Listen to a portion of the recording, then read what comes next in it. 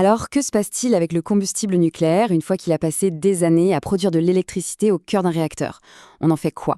Est-ce que c'est juste un déchet à gérer ou bien le début d'un tout nouveau cycle? Allez, on va plonger ensemble dans ce processus qui est franchement fascinant. Et oui, c'est vraiment la grande question, hein. Chaque année, des milliers de tonnes de ce qu'on appelle le combustible usé sortent des réacteurs du monde entier. Et la réponse qu'on apporte, eh bien, c'est un enjeu technologique et environnemental absolument majeur pour notre avenir énergétique. Sauf que la perception change complètement quand on voit ce chiffre. Ce qu'on pourrait considérer comme un déchet est en réalité une ressource extrêmement précieuse. 96% de sa matière peut commencer une nouvelle vie. En fait, les vrais déchets finaux, ça ne représente que les 4% qui restent. Pour bien comprendre ce voitage incroyable, on va suivre le parcours d'un assemblage de combustible, étape par étape, de sa sortie du réacteur jusqu'à sa renaissance sous une toute nouvelle forme. Ok, commençons par la base. Ce combustible, dit usé, après avoir passé 3 à 4 ans à générer de l'énergie, il est tout sauf vide. Non, en réalité, il contient encore la grande majorité de son potentiel énergétique initial. Il y a encore plein de choses à en tirer. Alors regardons d'un peu plus près ce qu'il y a dedans. On y trouve 95% d'uranium, très similaire à celui qu'on trouve dans la nature, et 1% de plutonium. Et ce plutonium, c'est une véritable mine d'or énergétique. C'est vraiment ce mélange qui est la clé de tout le processus de recyclage. Et en France, tout ce combustible usé, mais aussi celui qui vient d'une partie du monde, converge vers un seul et même endroit, le site d'Orano à La Hague. C'est là que toute la transformation va avoir lieu. Et attention, on ne parle pas d'une petite usine. Ce complexe industriel est le leader mondial dans son domaine.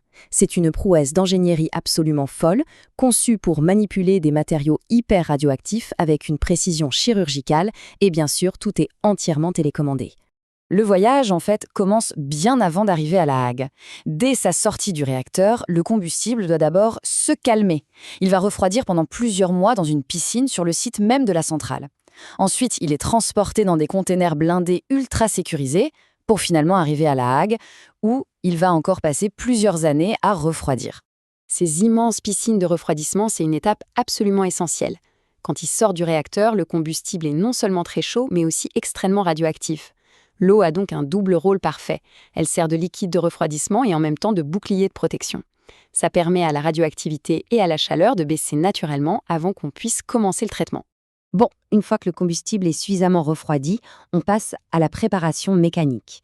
Les longs crayons de combustible sont découpés, cisaillés, en petits tronçons de quelques centimètres. Ces morceaux tombent ensuite dans un dissolveur rempli d'acide nitrique bouillant qui va littéralement dissoudre la matière nucléaire pour la séparer de sa gaine en métal. Et là, on entre vraiment dans le cœur chimique de l'opération. On se retrouve avec une solution liquide qui contient tous les éléments mélangés du combustible usé. L'objectif maintenant, c'est de faire le tri, un tri au niveau des atomes. Rappelons juste la composition de cette solution. On a surtout de l'uranium, un peu de plutonium et seulement 4% de produits de fission. Et ces produits de fission, ce sont les vrais déchets issus de la réaction nucléaire. La mission est donc claire, isoler et extraire les 96% de matière qui sont encore très précieuses. Pour faire ce tri, on utilise un procédé d'extraction liquide-liquide super sophistiqué. C'est une série d'opérations chimiques qui permettent de séparer de façon très sélective l'uranium et le plutonium des produits de fission. À la fin de cette étape, on obtient 3 flux bien distincts.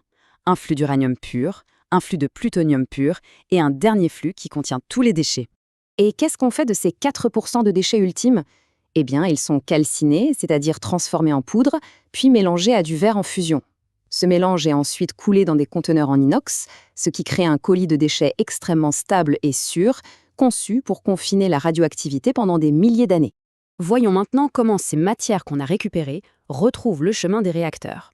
L'uranium peut être réenrichi pour refaire du combustible standard, mais c'est surtout le plutonium qui est au centre d'une filière de valorisation très spécifique et très intéressante. Ce plutonium récupéré, qui est un matériau extraordinairement dense en énergie, on le mélange avec de l'uranium appauvri, un sous-produit de l'enrichissement d'uranium. Et ce mélange d'oxyde d'uranium et de plutonium, ça forme un tout nouveau type de combustible qu'on appelle le MOX. Une fois qu'il a été purifié et transformé en une poudre d'oxyde bien stable, le plutonium quitte La Hague. Son voyage se poursuit vers une autre installation spécialisée, l'usine Melox, située dans le Gard. C'est là-bas qu'il sera utilisé pour fabriquer les tout nouveaux assemblages de combustible, MOX, qui alimenteront une partie du parc nucléaire français. Mais au fond, on peut se demander pourquoi mettre en œuvre un processus industriel aussi complexe et aussi coûteux? Quels sont les bénéfices concrets de tout ce recyclage? Les avantages sont vraiment multiples.